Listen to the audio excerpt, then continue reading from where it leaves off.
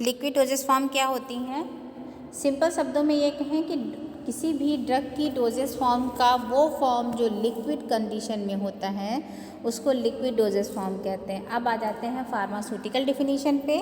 Doses form are essentially pharmaceutical product. जो doses form होते हैं इसेंशियली फार्मास्यूटिकल प्रोडक्ट होते हैं in the form of liquid, जो लिक्विड की फॉर्म में होते हैं, लिक्विड डोजेस फॉर्म, ठीक। Which involve a mixture of active drug component and a non drug component, जिसमें दो तरह के कंपोनेंट होते हैं, एक एक्टिव कंपोनेंट होता है, नॉन ड्रग या एक्सिपिएंट होता है, ठीक है। Liquid form of a dose of a drug used as drug or medication intended for administration and consumption. किसी भी डोजेस फॉर्म की लिक्विड फॉर्म का जो डोज होता है या किसी भी मेडिकेशन जो यूज़ हो रही होती है एडमिनिस्ट्रेशन के लिए या कंजप्शन के लिए लिक्विड के फॉर्म में, तो उसको लिक्विड डोजेस फॉर्म कहते हैं। इसके प्रिपरेशन की मैकेनिज़्म की बात करते हैं तो 3 तरीके की मैकेनिज़्म इन्वॉल्व होती है। मैंने बताया था कि क्लासिफिकेशन 3 टाइप का होता है, मोनोफेजिक, बायफेजिक और तीसरा क्या होता है, मोनोफेजिक होता है, बायफेजिक होता है। मोनोफेजिक होमोजीनियस मिक्सचर होता है और बायफेजिक हेट्रोजीनियस मिक्सचर होता है।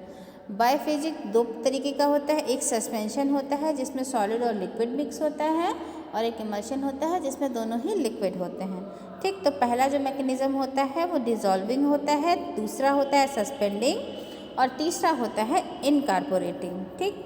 अब डिज़ोल्विंग मैकेनिज़्म, डिज़ोल्विंग का मतलब किसी भी चीज़ का किसी भी लिक्विड में डिज़ोल्व हो जाना, सॉलिड का डिज़ोल्व हो जाना लिक्विड के अंदर, ठीक। जैसे हम अगर शुगर प्रिपरेशन बना रहे हैं, शरबत भी बना रहे हैं घर पे, तो उसमें जो चीनी होती है वो पानी के अंदर घुल जाती है और एक होमोजीनियस मिक्सचर बना करके देती है। तो पहला है dissolving. By dissolving the active drug substance in aqueous or non aqueous solvent. Dissolving में हम ड्रग सब्सटेंस को डिज़ोल्व करते हैं एक्वस या नॉन एक्वस सॉल्वेंट में। एक्वस सॉल्वेंट जैसे वाटर और नॉन एक्वस जिसमें अल्कोहल, ईथर और ग्लिसरीन आता है। लगभग 80% सॉल्वेंट जो यूज़ होता है ड्रग इंडस्ट्री में वो वाटर होता है, रेस्ट ऑफ में अल्कोहल, ईथर, ग्लिसरीन और अदर सॉल्वेंट आते हैं। और वाटर के बाद सबसे ज़्यादा यूज़ किए जाने वाला जो सॉल्वेंट है वो अल्कोहल होता है, ठीक। सेकेंड है सस्पेंडिंग। सस्पेंसिंग में क्या होता है, किसी भी चीज़ का सस्पेंशन बनाना। सस्पेंशन जो होता है वो एक हेट्रोजीनियस मिक्सचर होता है जिसमें 2 फेज़ होते हैं, एक सॉलिड होता है एक लिक्विड होता है। और सॉलिड जो होता है सस्पेंडेड होता है लिक्विड के अंदर, मतलब जो सॉलिड कंटेंट होते हैं वो पूरी तरीके से डिज़ोल्व नहीं होते हैं लिक्विड के अंदर, केवल ये सस्पेंड रहते हैं, ठीक।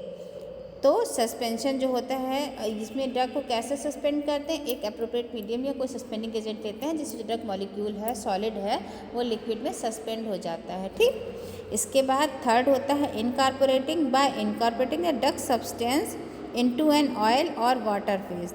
जब हम ये जो लिक्विड लिक्विड मिक्सिंग होती है जिसमें एक लिक्विड जो होता है वो ऑयल होता है, दूसरा वाटर होता है, दोनों की डेंसिटी डिफरेंस होता है और ये आपस में मिलते नहीं हैं, तो इनको क्या कहते हैं, जो ग्लोब्यूल होते हैं उनको ऑयल होता है उसके छोटे छोटे जो ग्लोब्यूल्स होते हैं वो डिस्पर्स हो जाते हैं पूरे वाटर के अंदर और इस तरीके की जो मिक्सिंग होती है इसको हम इनकॉर्पोरेटिंग कहते हैं। इमल्शन बनाने के लिए इनकॉर्पोरेटिंग का यूज़ किया जाता है। अब बात करते हैं लिक्विड डोजेस फॉर्म के एडवांटेजेस क्या क्या होते हैं। पहला होता है better for patient who have trouble swallowing expiration than other. Normally patient जो होते हैं उनको दिक्कत नहीं होती है अगर कोई सॉलिड टेबलेट या कैप्सूल या कोई सॉलिड ड्रग ले रहे हैं, लेकिन अगर हम बात करें कुछ पेशेंट जिनको निगलने में दिक्कत होती है, जिनके ऑक्सीजन की दिक्कत होती है या गले में कोई दिक्कत होती है, तो उन ऐसे पेशेंट को देने के लिए लिक्विड जो डोजेस फॉर्म होती हैं वो सबसे अच्छी रहती हैं क्योंकि उसको निगलने में उन्हें दिक्कत नहीं होती है। सेकंड क्या होता है, सॉलिड जो टेबलेट्स वगैरह होती हैं ये जीआई ट्रैक्ट में जाती हैं, फिर डिजुलेशन, डिसइंटीग्रेशन, बहुत सारे प्रोसेस होते हैं, लेकिन जो लिक्विड सब्सटेंसेस होते हैं इनका जो एब्जॉर्प्शन बॉडी के अंदर होता है वो फास्टर होता है सॉलिड से, ठीक। मोर flexibility in achieving the proper doses medication. जैसे अब हम किसी छोटे बच्चे की बात करें जिसको हमें कोई भी टेबलेट 5 mg देनी है, ठीक, 5 mg की अगर हम टेबलेट बनाएंगे तो हमें बहुत सारा एक्सिपिएंट यूज़ करना पड़ेगा टेबलेट ऐसी बनाने के लिए जिसको हम ईजिली ले सकें। लेकिन अगर हम उसको लिक्विड के फॉर्म में बना देते हैं तब हम एक माइंडसेट है कि अगर हम 5 ml दे रहे हैं तो इसके अंदर 5 mg टैबलेट आ गई। ये हम सॉलिड को लिक्विड के अंदर सस्पेंड करके या डिज़ोल्व करके बनाते हैं। कुछ बोतल पे लिखा होता है शेक विल बिफोर यूज़, मतलब अगर आप थोड़ा सा शेक करेंगे तो जो आपकी प्रिपरेशन लिक्विड प्रिपरेशन होती है वो इस तरीके की होती है कि अगर स्पेसिफाइड है कि आपको 5 ml में आपको 5 mg मिलेगी तो आपको 5 ml में 5 mg मिलेगी। इसीलिए ये कोई प्रॉपर डोज किसी मेडिकेशन का देने के लिए सबसे फ्लेक्सिबल होता है। ठीक, इसके बाद ये पैलेटेबल भी होता है और बेस्ट चॉइस होती है चिल्ड्रंस को और ओल्ड एज के जो पर्सन्स होते हैं उनको देने के लिए। क्यों? क्योंकि इसका एक्सेप्टेंस ज़्यादा होता है। हम सिरप यूज़ करते हैं, बहुत मीठी होती है, कलर यूज़ कर सकते हैं, फ्लेवर यूज़ कर सकते हैं, जिससे हम बच्चों को दे सकते हैं। क्यों? क्योंकि उनको देखने में अच्छा लगेगा, वो उनको इनटेक करने में अच्छा लगेगा। ऐसा ही बूढ़े लोगों के साथ होता है। अब इसकी डिसएडवांटेज की बात करते हैं। पहला होता है shorter life than other doses form. बाकी की जो डोजेस फॉर्म होती हैं वो ड्राई कंडीशन में मान लीजिए हैं तो उनमें माइक्रोबियल ग्रोथ का दिक्कत नहीं है, लेकिन लिक्विड डोजेस फॉर्म में क्या है, एक फेज जो है वो वाटर है। वाटर जो होता है सबसे अच्छा मीडियम होता है माइक्रोब्स के ग्रोथ करने के लिए, तो जो इनकी लाइफ होती है वो कम होती है।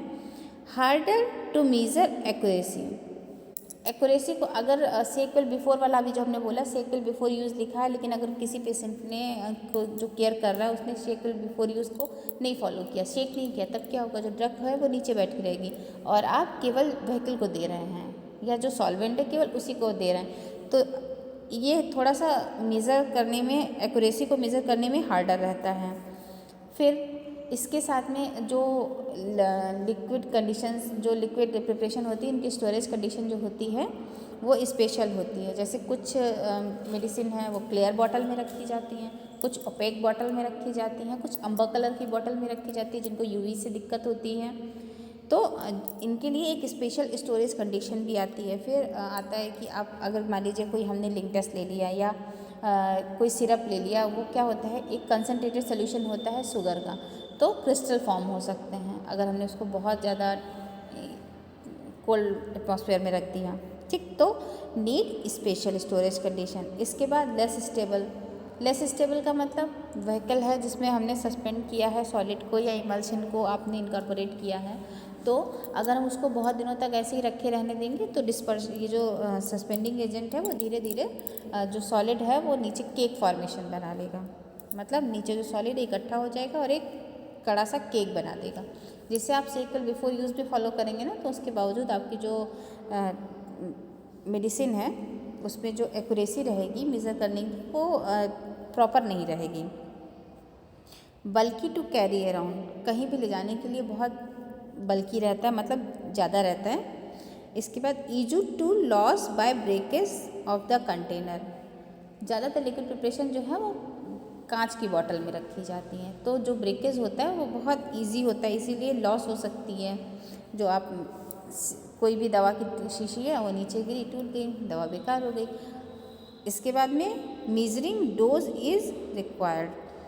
आप जितनी बोतल ले रहे हैं उसमें आपका जो डोज है वो मेजर्ड होना चाहिए कि आप 25 ml की बोतल है 5-5 ml में देनी है तो आपको कितने डोज देने हैं, वो सारी चीज़ मेजरिंग डोज इज़ रिक्वायर्ड।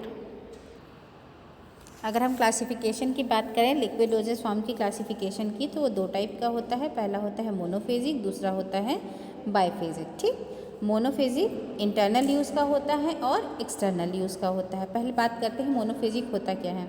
ये एक होमोजीनियस सोल्यूशन होता है जिसमें सॉल्यूट और सॉल्वेंट को अलग नहीं किया जा सकता। आप ही बताइए, अगर आप शरबत बना करके रखते हैं तो उसमें से चीनी और पानी को अलग कर सकते हैं? नहीं कर सकते। क्यों? क्योंकि वो एक होमोजीनियस सोल्यूशन बन चुका है जिसको आप डिफ्रेंशिएट नहीं कर सकते हैं।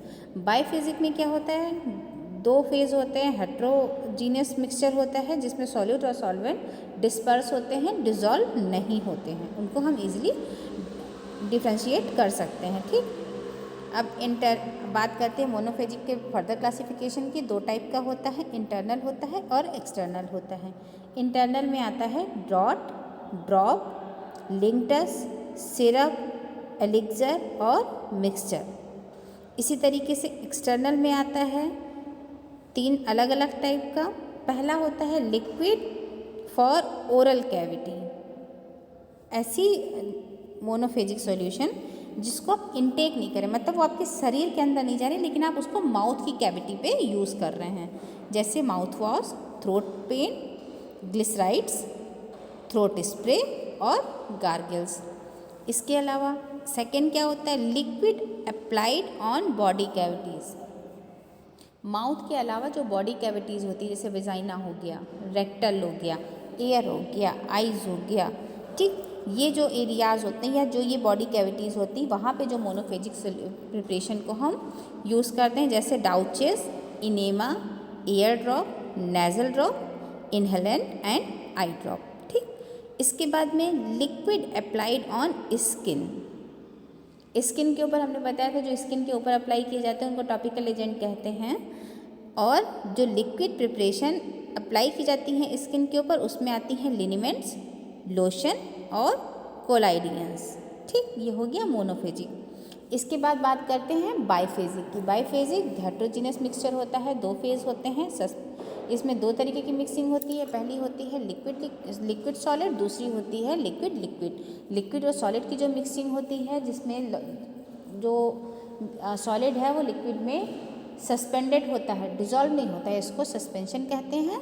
और जिसमें 2 लिक्विड होते हैं, एक ऑयल होता है, एक वाटर होता है, एक दूसरे में मिक्स नहीं होते हैं लेकिन डिस्पर्स होते हैं छोटे छोटे ऑयल ग्लोब्यूल्स वाटर के अंदर, इसको हम इमल्शन कहते हैं।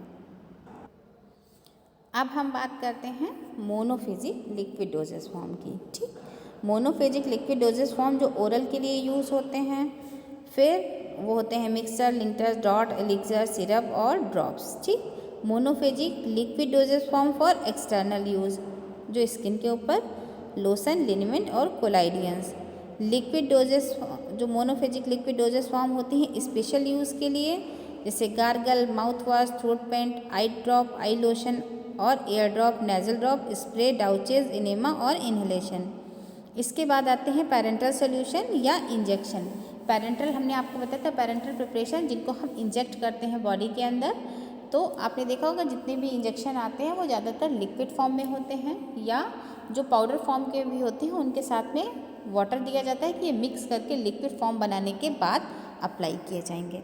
ठीक, तो ये हो गया लिक्विड डोजेस फॉर्म क्या होते हैं, बनाने की मैकेनिज़्म क्या होती है, एडवांटेज और डिसएडवांटेज क्या क्या होते हैं, क्लासिफिकेशन क्या होता है लिक्विड डोजेस फॉर्म का, और फिर मोनोफेजिक लिक्विड डोजेस फॉर्म का क्लासिफिकेशन क्या होता है। ठीक है।